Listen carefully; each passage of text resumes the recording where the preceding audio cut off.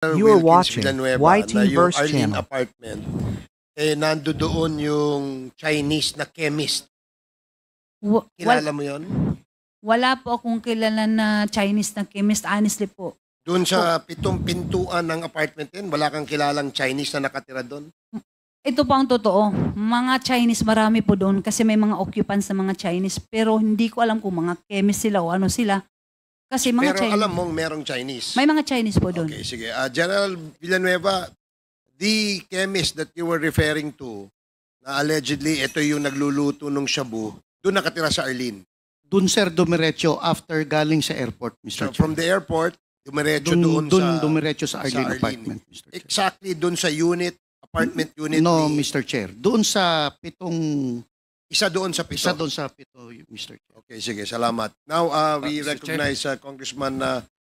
before Congressman Gutierrez